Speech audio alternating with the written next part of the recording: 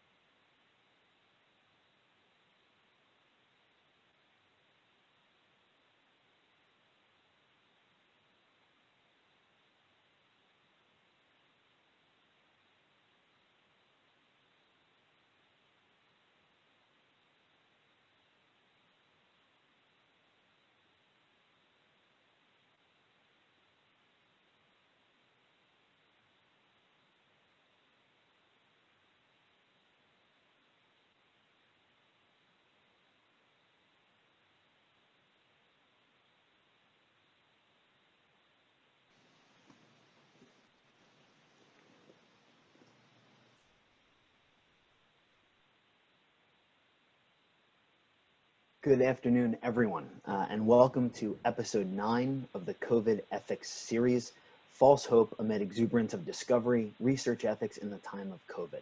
For those joining us from the waiting room, if you could please mute your mics and videos as you come in, that would be greatly appreciated. Our session today is presented by IHS Bioethics and IHS Student Life.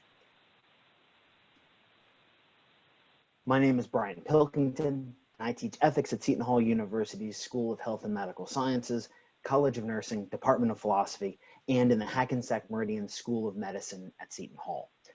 To those who joined last week and those who tune in regularly, welcome back. For those joining us for the first time, each week we take up an ethical question that has arisen or intensified in light of COVID. We've addressed balancing safety and duties of care, when to reopen the country, how to exercise ethically, maternal fetal health, and impacts of COVID on vulnerable populations. Most recently, we took up a discussion of discrimination in the time of COVID. On that note, thank you again to last week's panelists, Samson Davis, Lynette Martins, David Kuntz, and Casey Choi for their contributions to our discussion. We've received a number of follow-up comments and requests for further information. You can always join our Microsoft Teams page or a discussion board to get more of that, or you can follow us at SHU Bioethics on Twitter, at Seton Hall Bioethics on Instagram. Our conversations are multidisciplinary and interprofessional, relying on the idea that challenging ethical issues are best addressed by many folks from diverse disciplines, practically reasoning together. COVID-19 has reinforced the importance of expertise, research, and discovery for our health and well-being. However, the urgency of our needs as a community can sometimes encourage hasty work and the dissemination of inaccurate information. Today, I'll speak with our panelists about balancing the need for speed as scientists seek a vaccine with concerns of false hope, inaccurate information, and a changing research landscape.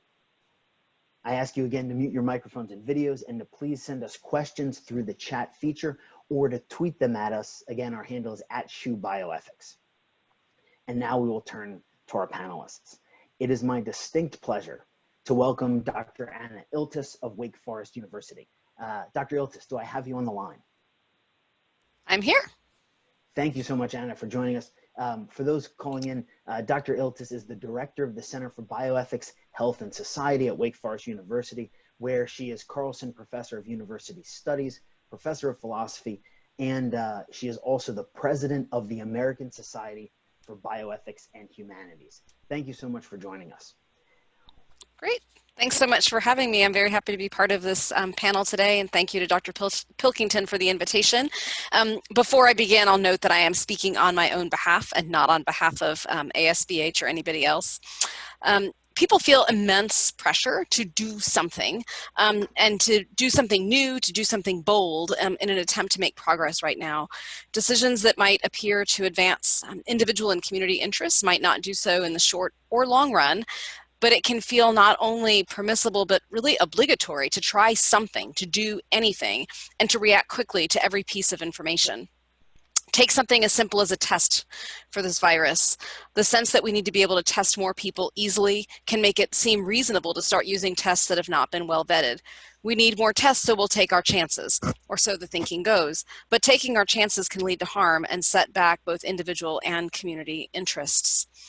Some of the ethical questions that might arise in the context of doing research during a pandemic might require us to think more carefully about how to interpret and apply the basic obligations associated with the ethical conduct of research.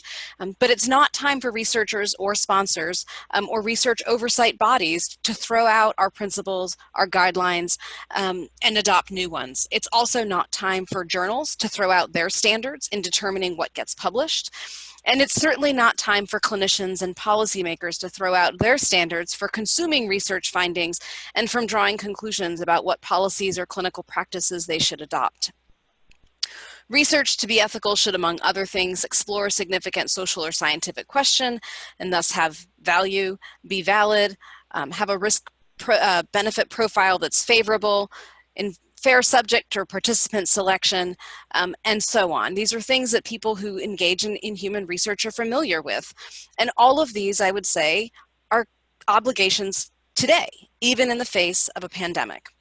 I want to focus my comments on a series of problems that I think can be grouped under the kind of headings of value and validity. And then I know some of the other panelists are going to take up topics that will fit under some of these other kind of categories or obligations.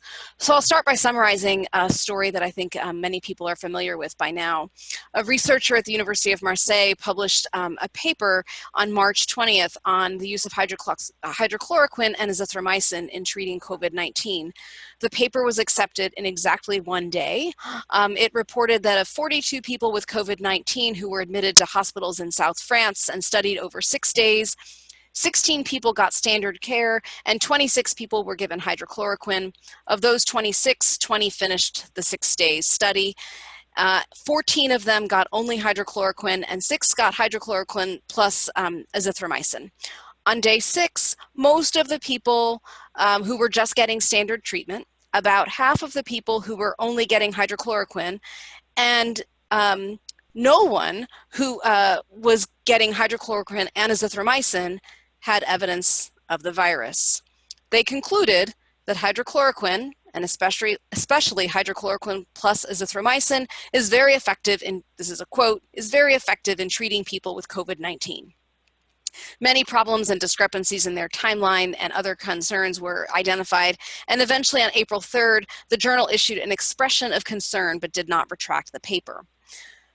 This report had significant effects on COVID-19 research. For example, in late April, a researcher in New York who was describing a study on famotidine found, which is found in common heartburn medications, to treat hydrochloroquine, described the study this way: half the people are getting famotidine, half are getting placebo, and everyone in the study is getting hydrochloroquine because, as the researcher said, quote, in effect, it became the standard of care. And you have to be fair to people. They're reading in the paper and hearing on the news that hydroxychloroquine,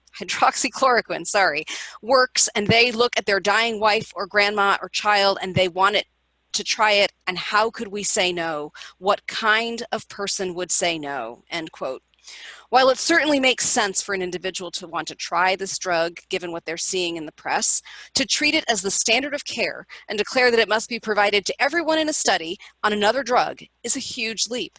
There was a sense that failing to provide this drug to everyone in the study would have made it unethical, because it would have been to deny people a safe and effective treatment. Of course, by the end of April, news of cardiac arrhythmias and deaths linked to hydroxychloroquine had prompted the FDA to speak out. Not only were people making major changes in clinical practice based on something that could barely be called evidence, but it was shaping and compromising other research. This is but one example of so-called research that was widely shared, almost immediately changed expectations and practices, and yet did not come close to meeting the standards for providing reliable evidence. The purpose of research, what ultimately justifies research, is, in the words of Alex, John London, and Jonathan Kimmelman, quote, to reduce uncertainty and enable caregivers, health systems, and policymakers to better address individual and public health, end quote. Research that cannot contribute to that is not ethical, and a lot of what we're seeing pass as research right now does not contribute to that end. There's a great saying in Spanish, vísteme despacio que estoy deprisa. Dress me slowly, I'm in a hurry. When something is of consequence and urgent, do it slowly enough to get it right the first time. We'd do well to take this saying to heart right now. In the French paper I mentioned earlier, the authors said, quote, for ethical reasons and because of our first results are so significant and evident, evidence that we decided to share our findings with the medical community, given the urgent need for an effective drug against SARS-CoV-2 in the current pandemic context, end quote. It's true that researchers have an ethical obligation to share their work. Withholding data means that we do not learn from research, and the potential for generating new knowledge is among the benefits that justifies research risks in the first place. But that obligation is not licensed to conduct and report poor quality research, which can lead to more harm. Journal editors have a responsibility here to hold papers to standards for scientific excellence and to arrange for appropriate peer review before publications. Clinicians relying on research reports also have a responsibility to assess what they read before assuming it should transform practice. I recently read a news story in which a physician was complaining of the time it had taken to publish data from a different study, saying something like, hurry up, this is a pandemic, we need data. What we see is that investigators want to report their findings and physicians and other decision makers want data.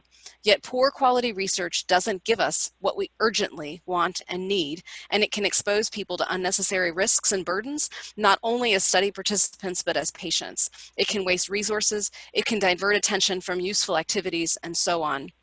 Researchers, publishers, treating clinicians, and policymakers all have obligations here. Reacting quickly to poor quality research and treating it as reliable evidence can lead to harms in the clinical setting and can set good research agendas back. Such research is not valuable, it's neither valid, and it's not valid. The stakes are high, the need is great, but rather than abandoning our principles and our standards, professionals need to adhere to them in designing, reviewing, conducting, reporting, and consuming research. I will stop there and we can move on to the next person. Anna, thank you so much. We have a number of students on the line. We have folks from our medical school, our College of Nursing, and also our School of Health and Medical Sciences. And I think your point about moving slowly and maintaining ethical principles, even in the time of a pandemic, are essential lessons for students to think about. So I appreciate that and the broader context very much. We'll now transition to our second panelist, Zhang Han. Professor Han, do I have you on the line? I'm here. Excellent. Thanks so much for taking the time. Professor Han is a colleague of mine in the medical school. He's professor of medical biochemistry in the Department of Medical Sciences at Hackensack Meridian School of Medicine at Seton Hall University. Professor Han, I know that you've done a good deal of research, and recently you've been thinking about some of the research ethical challenges associated with COVID, some challenges for open label studies, and really how physicians have a tough burden in light of all that's coming out so quickly from scientists. So I was just wondering, for our folks at home, if you could speak to any of those issues and anything you've been thinking about currently. Thank you for the invite. I think I'll just dovetail on the what the previous speaker talked about, the hydroxychloroquine study, which is unfortunately a post-board example of what can go wrong. First of all, it's an open label study, meaning there are no controls. And given a small number of patients involved, one cannot possibly draw any statistically meaningful conclusions of whether it's about its efficacy or whether it's a cure or not. So I think on one hand, I do understand why people want to get their result out there because they want people to believe that what they have found is real, is beneficial to all the other patients. On the other hand, it's a sloppy work that cannot be validated under normal situations. So I think the physicians, research scientists have obligation to know for sure whether there's results are real or not, especially in desperate time that many patients have their hopes being raised so high. The other issue that I see is that the rush of scientists to not only publish their result without careful analyzing their findings, but also to proclaim that what they have found is a cure for COVID-19, when in fact, what they have found is just what the drugs can do to cultured cells, not even in animal models being verified about their findings. So I find it troubling that just because we're in a desperate situation, we need everything that is available, doesn't mean that we can rush our results and say, okay, I found this cured virus in the cells, so it should work in human body. No, that's not the way how science goes. It should be validated through the normal processes that we would normally do things in that case. There is, I think, by proclaiming that their drug works, it's a disservice to everyone, especially for those patients who really need good care. I'll stop here. Excellent. Thank you very much for sort of echoing the importance of avoiding haste and making sure that the scientific work that's done is accurate. I think this is an important theme which we'll come back to during the Q&A as well, if you can hang on the line. So we'll now move to our third panelist, Dr. Ellie Gorna Palaiudis. Ellie is the manager of the investigator-initiated research program in the Office of Research Administration at Hackensack Meridian Health. Ellie, do I have you on the line? Yep, I'm here. Excellent. Thanks so much for joining us. So I'd like to turn our conversation a little bit. So Professor Iltus has framed some really broad ethical considerations for research in the time of COVID, emphasizing the importance of keeping principles consistent, and also raised some concerns about haste. Professor Han has echoed those concerns about haste, but we're practically focused, but we're also sort of in the sort of more ephemeral ethical arena. I'd like to get down to sort of the nitty-gritty details. So I was wondering if you could speak a bit about sort of research processes, maybe how they've changed in light of COVID, and any reflections on informed consent or autonomy, any of those big ethical principles that are in the background, which may have deviated given the processes going on now. So thank you for the invite. So yes, my approach is a little bit more practical, but it kind of links back to what was mentioned by Anna earlier regarding our need to adjust to this new reality in a way, while remaining both compliant from a regulatory perspective and abiding to all our ethical standards that we obviously don't want to ignore at this time, that are more important than probably ever. So our office works very, very closely with the Office of Human Research Protection Program, both under the Research Administration that covers the Hackensack Meridian Health Network. One of our main challenges that we had to face from the beginning was informed consent. So we are kind of used to having informed consent, especially for research purposes, taking place in a very specific way, obviously with always some kind of a documentation. That was becoming very, very hard, especially at the beginning. We had never dealt with something like that. So our first challenge was the actual documentation of the consent. So for patients that were capable of providing consent for themselves, the first question that was brought up is what happens to the actual form. So we normally save those forms in regulatory binders, and save those forms for whatever the duration is, depending on the local requirements and federal regulations, depending on the type of the study. However, in this case, we had to deal with a consent form that the form itself, the physical form, the paper of the consent form was coming from a patient that was highly contagious. So it was very, kind of scary in the beginning, and trying to figure that out while maintaining some type of documentation. So the solution we kind of came up with was to have the patient sign as they normally would, but instead of keeping that form, to take a picture of the last page of the signed consent and save that for our binders, save that for the IRB, making sure that the patient has understanding of what he or she is signing, and we have the documentation to prove it.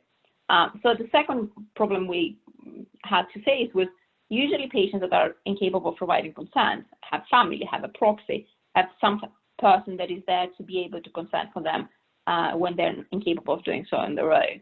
That was not the case. Most of those patients were at the hospital, some of them intubated already, and there was no one around them, no one to be able to support and consent on their behalf. Even if they did have a legally authorized representative, that person was not there. So it became very quickly obvious that we needed to figure something out to bring those people in, even remotely, and give them the opportunity to consent for two different things. So those patients had to be consented for the use of drugs that were not approved. So you all have heard about remdesivir, and in the early days, that was a drug that was never used for COVID, for obvious reasons. And we needed to make sure that those patients are consented before this drug was administered. For severe patients, who were the patients that were already on ventilators, a family member had to consent on their behalf. So working closely with all our parts that were involved in this, we kind of figure out a way to be able to provide informed consent to the family members that were the appropriate legal representative, and those people were either sent the consent form and signed it and sent it back, fax, or we had people providing consent over the phone, which allow us to, again, have a documentation of the consent, but making sure that it does not expose anyone to any additional risks. Going back to some type of a balance that we needed to find between the patient's autonomy and, this time, not the non-molestant or the patient himself, but for the healthcare providers that were there to provide the best possible care. And that's a little bit of how things kind of unfolded the first, what we called phase of our research enterprise.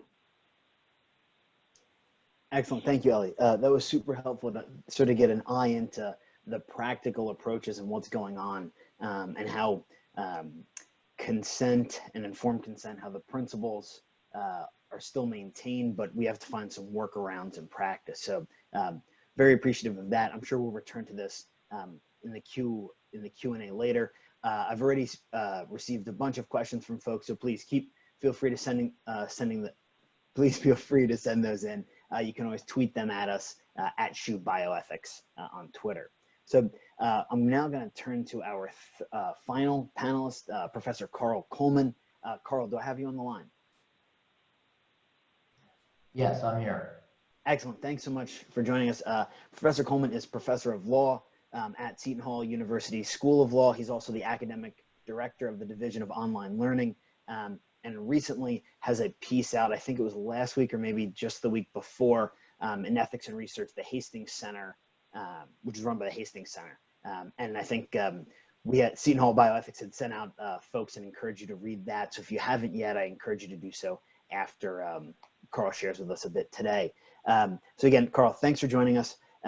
You've done, well, a great deal of work with the WHO and all sorts of other folks. And recently, I know you've been thinking about equity issues as they connect with research, and I think also challenge trials. So I was wondering if you could just speak to either or both of those for our audience as we think through some of these challenging issues associated with ethics and research.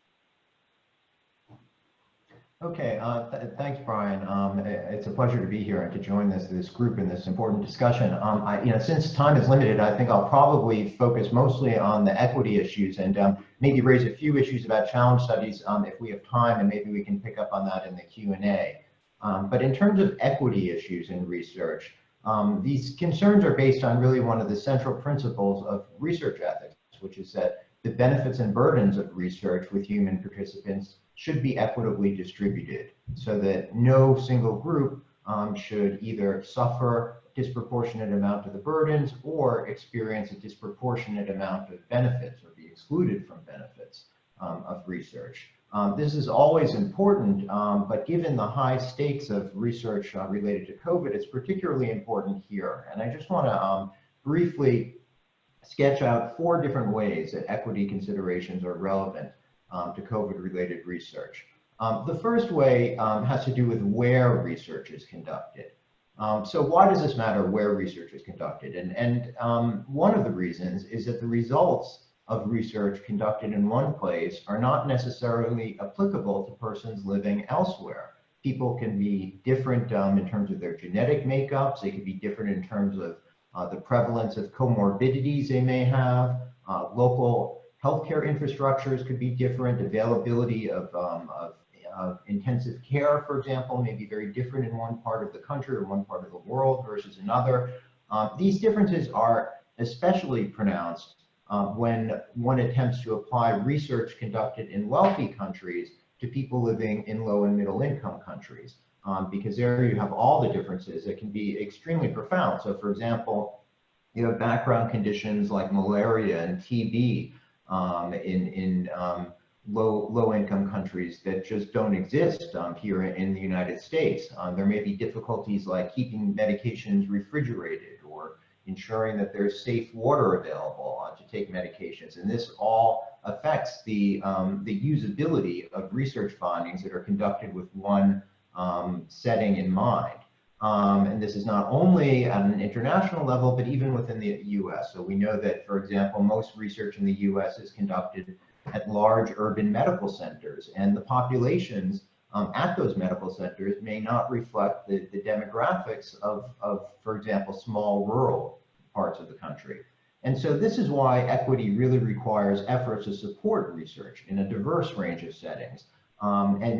This includes settings that may have insufficient resources to conduct research on their own.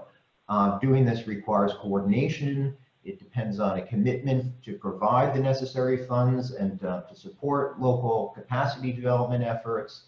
It also needs to be done in a way that doesn't drain resources from other critical and public health needs, and that itself can be challenging.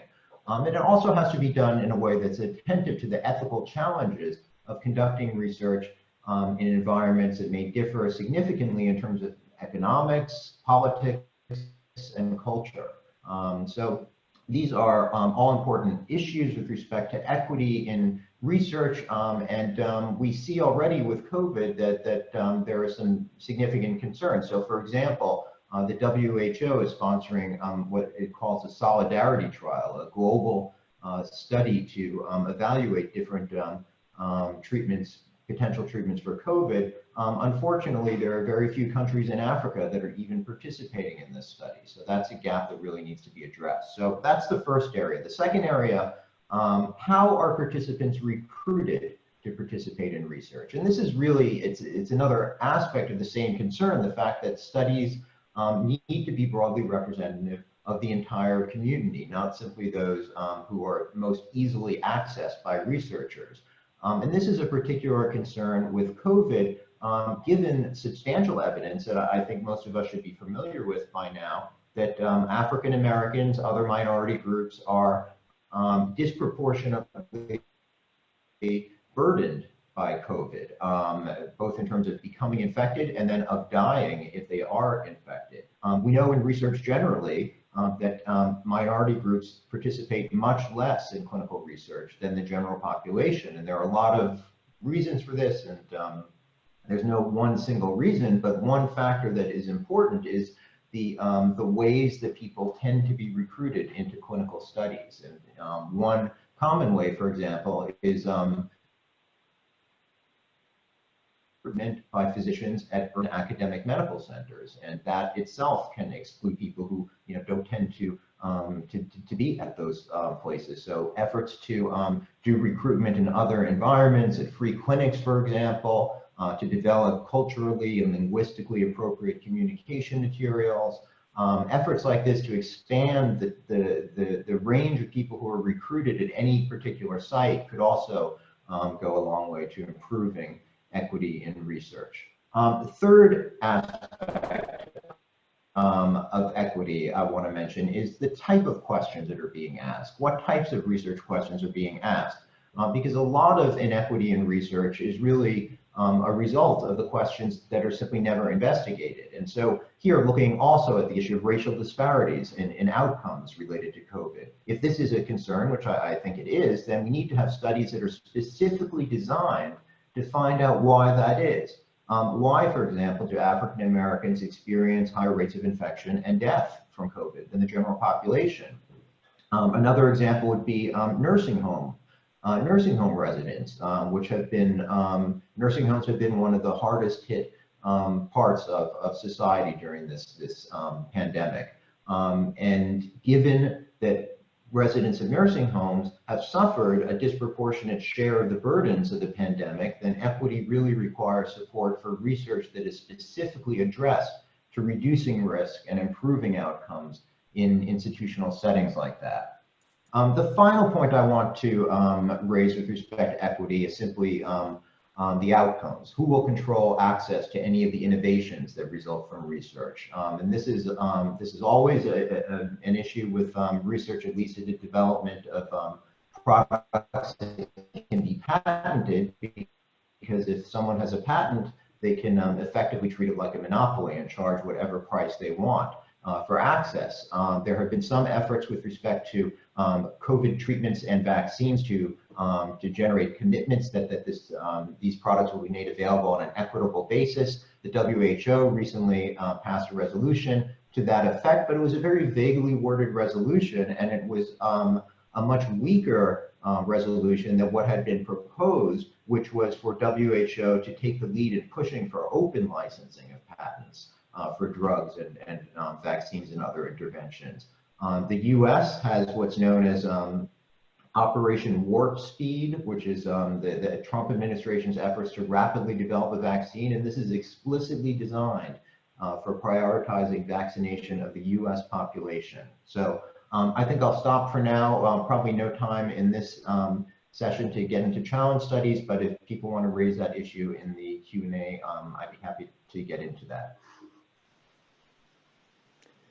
Excellent. Thank you, Carl. That was terribly helpful in outlining those sort of those four key questions. Raise a question that has been coming in a bit from some of our social media, And the question is sort of how to think about what you've laid out here with what previous, the concerns that both Anna and Zhang and Ellie raised about the haste with which some folks are pushing scientific work forward. So I'll direct that toward you, and then I'll move back to Anna and Zhang. But if we want our scientists to research ethically, given the time that it takes to understand where research is going on, how to recruit well, what the right types of questions are, the negative way to put this is, doesn't that get in the way of finding a cure? So any comments you could have that could help our folks at home think sort of through that tension of wanting haste on the one hand, but seeing all of sort of the important ethical questions and making sure they're asked on the other would be super helpful. Yeah, I mean, I guess I would disagree with the premise that this would get in the way of finding a cure or finding a vaccine. You know, I suppose it's true that if you just you know, for example, take the example of just recruiting the people who are the easiest to find in the places that are easiest to find them, so that trials can be conducted as speedily as possible. On a superficial level, I guess that you could think of that as a way to speed up the process, but what you're going to end up with is a product that is not necessarily applicable to all the settings and all the people in which it will be used. And so it may turn out that if, you know, you're just studying people who have, you know, already, you know, much healthier than average, because these are the people who are motivated to sign up for clinical trials, that whatever you develop is not going to be as effective in people with lots of comorbid conditions. And so I think, you know, it goes to the question of what you're trying to achieve, and simply doing things as fast as possible, you may end up with something faster, but what that something is may not be as useful in the long run. Thank you. And I'm deeply appreciative of the way that you frame this, where the ethics are actually part of the best scientific practices, and that it's actually not appropriate for us to think about them as blocks in certain sorts of ways, or even slowing things down. I want to turn the conversation back to Professor Iltus, because we've had a number of questions sort of associated with this notion or this concern about haste. And you had a wonderful phrase, which I tried to jot down, but I'm just going to ask you to repeat it. And if you could give us that phrase again, and sort of in light of what Professor Coleman has laid out, how might you think, or help our folks at home think through the sort of warp speed initiatives which were mentioned, and just the sort of that general aim for haste with all that needs to be done to research ethically? So the saying is, vísteme despacio que estoy deprisa. Dress me slowly as I am in a hurry. You know, I don't have time to, I don't have time for you to get it wrong. I think that's so common in the research world to try to pit research ethics against sort of the efficient conduct of research, and that's, as Professor Coleman said, the wrong way to think about it. The ethical principles and the standard practices do in fact support high quality, good research. That doesn't mean that every practice that is typical of the way we do research that does in fact add burden has to be followed. The question is, what is the ethical obligation that underlies that practice, and how do we fulfill it? And I think we had a perfect example from Ellie, who said, you know, we had to get informed consent, or when we can document informed consent, we can't do it the same way we always do it, right?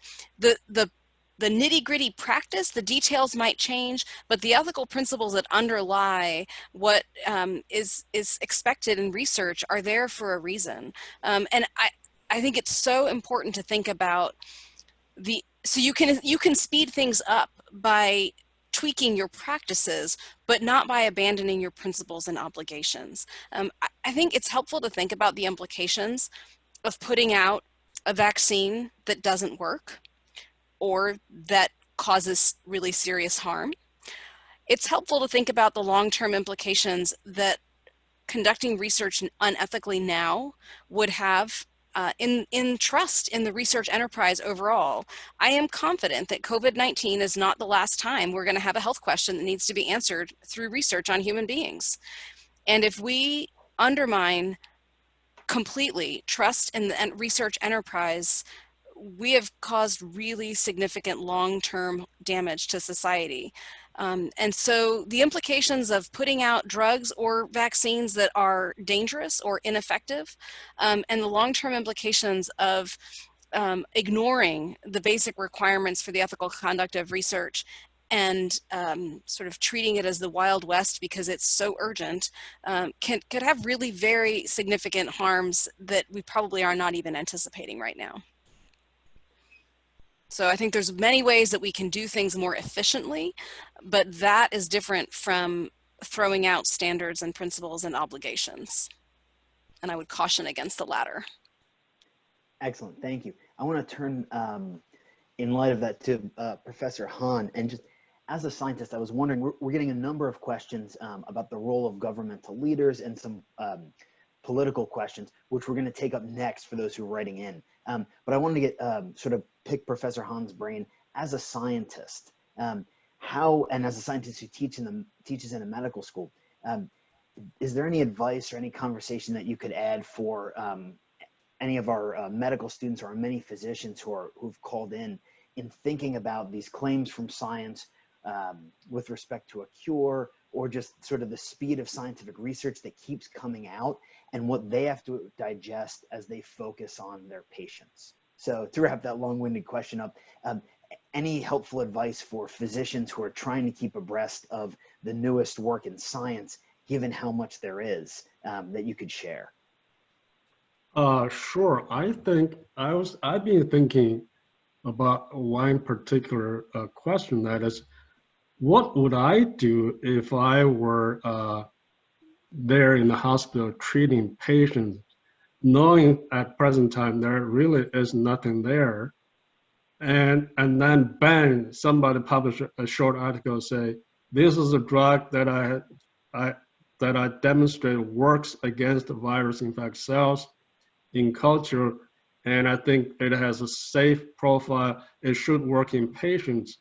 Do I take that drug to the patient right away? I think that's a tough call, but I would stick to the tested principle, that is, one must do a randomized trial to see whether the drug works or not, and furthermore, to see whether the drug would cause harm to patients at all. I think by doing this type of work, it's only going to save more patients. If the work demonstrates the drug really works, it's going to save more patients. If the trial doesn't show any efficacy, let's abandon it right away and look for something new. Also, as physicians and scientists in this situation, I think they need to have open communication to discuss the science at the basic side as well as the clinical side about the drugs that are being touted as a cure for COVID-19.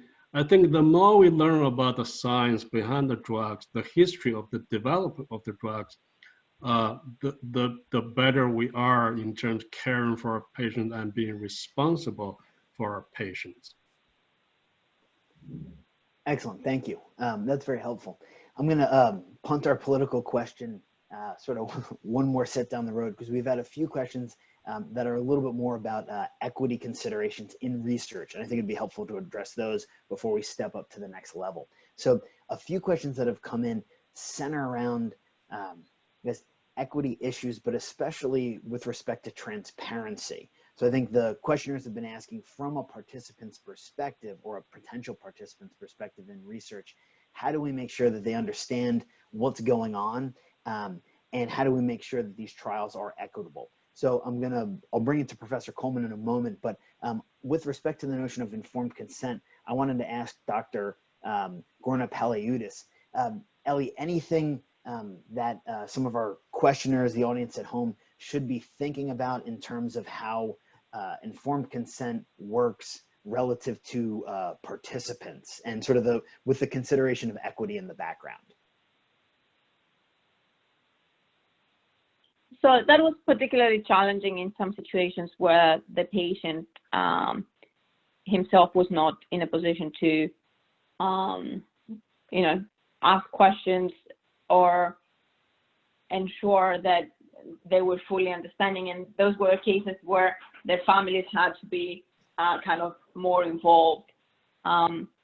It is, and I apologize, I'm not a clinician, but I've been talking to a lot of our clinicians during this period, and they have been very, very concerned with making sure that they were including the patient to the best of the patient's abilities to all the decisions that had to be taken as urgent, as urgency would allow, and they were trying to make sure that although they were rushing, especially in cases that they had to administer like a drug that was not approved, that was happening under a research protocol, the patients were as informed as possible, and as so they would actually go into the rooms, even if that meant that they were exposing themselves or the study teams, to make sure that the patient knew what's happening, and as much as that was possible, to let them know what the next steps and what they should expect. And in the cases that those patients were not in a position to do so, those families were always in the loop. Excellent, thank you. That's very helpful for sort of the practical perspective. I'm going to take that and then move to Professor Coleman. I think, Carl, I think what a number of the questioners are asking sort of falls into your frameworks, maybe 1 and 2, or maybe more on the second point. But if you could just speak to sort of equity concerns from the perspective of a participant, that would be very helpful. Okay, well, in terms of the question about transparency of research, I mean, there are various ways that people can find out about studies that are going on. The most comprehensive is clinicaltrials.gov, which has all registered trials, and all trials should be registered, in fact, have to be registered. So that's a very comprehensive database, and it's easily searchable. There are also some websites that have come up that aggregate COVID-related research specifically. So, the information is out there, but you do have to put in some effort to find it. As to the question of a participant's perspective on equity, I mean, part of it is, asking questions about studies. So not just, taking it as a given that whatever is presented to you is really worth your time and your energy and whatever level of risk you might be taking.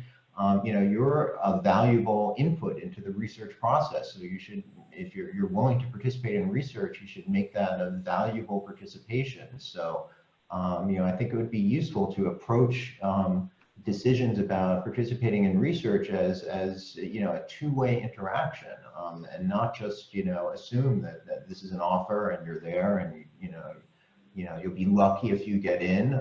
Maybe you will, but you're doing a benefit for the research at least as much as the research is doing a benefit for you. Thank you. That's helpful. I want to stay on some sort of considerations of data and research. We've gotten a few questions, I think, generally about participant protection and about the role of data. So, Carl, I'll stay with you for a moment, and then I'm going to jump back to Anna. So there have been some questions about data safety monitoring committees, and I was wondering if you could speak to data safety monitoring committees in light of COVID and any of the research. If you could, wonderful. If not, I'll pick Anna's brain about it. Yeah, I mean, I can say a few things, and I'd be interested in Anna's thoughts as well. But I mean, basically, the data safety monitoring committees are there to monitor the results of the study in real time for safety purposes. And if they determine that basically the premise for conducting the study, which is that you have one or more interventions in a state of clinical equipoise, if they determine that no longer is true, that the evidence is such that it's now clear that either the experimental intervention is better or is worse or more risky to the point that the research would be unethical if it continued to go on, then they can intervene and stop the study. I think one of the challenges with some of this is how fast those decisions are being made, and whether you know, at what point it really is appropriate to say that equipoise, you know, has been no longer exists. It's a delicate question, because the sooner you kind of jump to that conclusion, the less research will go on, and the weaker the evidence base will be for making future decisions. And you know, to determine that something has become the standard of care, you know, within, you know, days or even weeks after it was first tried out on a few people, you know, it can have downstream effects that can be very dangerous, because then it becomes very difficult to test that again. Thank you. And the case that Anna spoke with earlier, I think, was a case which raises some of these issues. So, Professor Iltus, anything that you might add on to this conversation, given what Carl has laid out for us? I mean, I think the role of data safety monitoring boards is an important one here, and part of this, of their ability to do their work well, comes down to the initial design of a study. The study should be designed in such a way that there are clear stopping rules. If certain things happen, the study will be stopped early, and as he said, sometimes that's for harm, because there's evidence of too much risk, too much harm. But sometimes it's because of evidence of benefit, but that is predetermined. Those stopping points should be set out in advance. They're not sort of when someone has a hunch or it feels right. And so that they do play an important role in this process. And I can tell you that people are working at very odd hours to make human research oversight happen in the face of this pandemic. And that's an example of, you know, things are not sort of operating as normal, but we're not throwing out our principles and standards. So they are playing an important role, but that, for them to do their work well, the studies have to be designed well in the first place. And that includes having stopping rules. Thank you. That's a great point. For those who are listening in who have sent in a number of questions about the role of political leadership in research, we're now going to turn to those. So for other folks who are sending in different sorts of questions, we'll discuss the politics, then we'll move to that. So Anna, I'll stay with you and then sort of move through the other panelists if there are comments. We have a number of questions about what's the role or the proper role of leaders in government with respect to sharing information about research. We've had questions about sort of expertise and maybe extending oneself beyond one's expertise. So is there anything in this area that you could speak to that might help the folks at home think through the role of politics in research in light of a pandemic and the need to respond? I think research often has really significant political dimensions that we're often not aware of. And think about how much funding is allocated to different areas of research, different kinds of research. Some of that is influenced by, you know, organizations that advocate for particular kinds of conditions, et cetera. So I think it's important to realize that research takes place in a political context, and that shouldn't surprise us. I think in this case, I mean, obviously people are talking about some of what is going on in the media, and in terms of politicians drawing conclusions, which certainly raises real challenges, and it leads to the comments that the New York physician made that I quoted earlier about, look, people are hearing about this, they want it, who are we to say no, right? It creates a vicious cycle of thinking that something has been shown to be safe and effective and should be used by everyone. I do think the kind of, you know, stay in your lane saying can be helpful to all of us. I mean, I know things and I'm confident in speaking about certain aspects of this research, and I'm not confident in speaking about other aspects. I am not a clinician, I am not a physician. So I think that's important for me, and I think it's important for everyone in this process. And it would be helpful if both scientists and politicians could speak kind of clearly and be transparent about both what we know and what we don't know. and about the sort of the role of the scientific process. I think this speaks to a much larger issue, and that has to do with scientific and health literacy in our population in general. We don't, in general, as a population, understand how research works and how long it can take to answer a question and what it means to have evidence.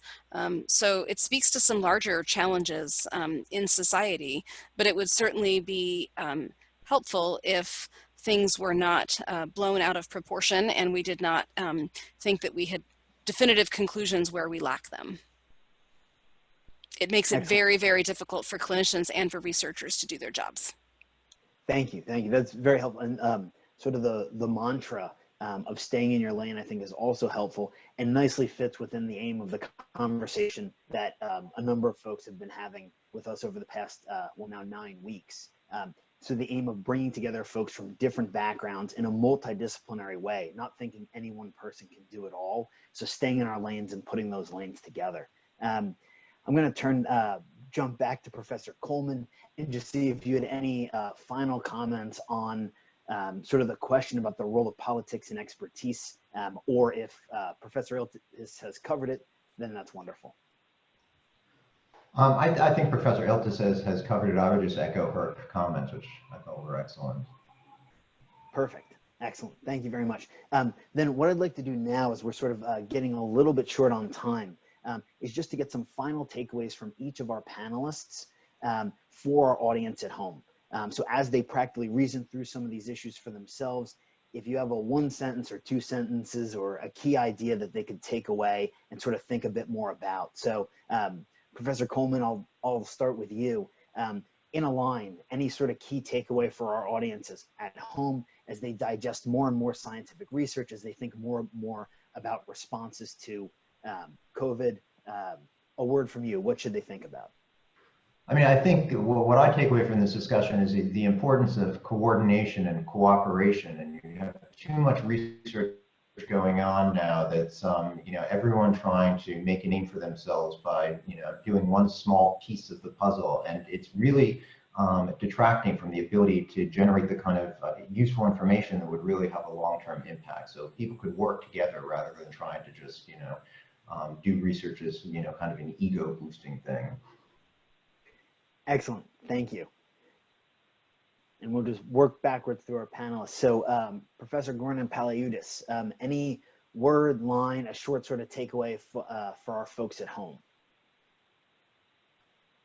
So the only thing I would like to add, we need to make sure that we maintain and reinforce all our principles when making changes to adapt. And while we're doing that, we need to remember that eventually, hopefully, if I don't know if it's going to be a couple of weeks or a couple of months, we will have to go back to somehow some type of a normal, new normal, whatever that's going to be. And we need to be able to go back. So we need to be able to look at what happened during this period of time and ensure that this was happening in a transparent and compliant and ethical way. And 2 quick comments to what was discussed earlier. From a completely practical perspective, there were more meetings from the DSMB, which is the Data Safety Monitoring Committee, taking place to make sure that all the stopping rules that were in place, especially for investigator-initiated studies, were taking place and were followed. And there was also an algorithm that was implemented by our clinical team in collaboration with the research pharmacy to make sure that patients were assigned to the best appropriate available clinical trial for them. Excellent. Thank you. Thanks for the clarification on the monitoring board and also for the general takeaway theme. Professor Hahn, any final words for our audience? I think in time like this, the general public and patients have so much hope on the researchers to come up with wonderful drugs and treatment strategies and testing kits. I think it's the absolute responsibility of the scientists to adhere to the scientific principles and methods to really test out their products before they let the public know that they have something in hand. Otherwise, it just gives public high hope, then drops them down from sky high. And then next day, something else comes up, lift them up again into the sky, and then drop them on the ground again. I think it is a horrible thing to do that. So as scientists, we should all be very mindful about carefully conducting our studies according to these standard practices. Excellent, thank you. And a final word, Professor Iltus. Yeah, I think those were all great comments. Thank you. I think reliable research matters, and it requires an incredible amount of coordination, of collaboration, and of trust. And it's imperative that the behavior and the choices made in conducting research on COVID-19 support the goals of research, to improve patient care, both now and in the future. Excellent, thank you. Thanks to everyone for joining us. And a special thanks to all of our panelists. We've asked everyone to mute or you guys would hear the deafening echoes of their applause. I want to point everyone to, if you have any questions, feel free to email us. We have all the information up on the screen. Follow our Microsoft Teams. Do send questions, comments, anything to @SHU Bioethics or @Seton Hall Bioethics on Twitter and Instagram. And thanks to our partners in this, IHS Student Life, and you can find them at Hall Students. That's an Instagram account. Since we've just finished up on Memorial Day, a special thanks to all of those who have served and fought for our country, and a special thanks to a previous panelist, Dr. Mark Sewell, who retired now, Lieutenant Colonel in the military. So thanks to everyone for joining us. We will continue again next week on Wednesday at 12:30 with our next session. So thanks again to all the panelists. Anyone who has questions or would like to continue the conversation, please follow us on social media. Thank you all and stay safe.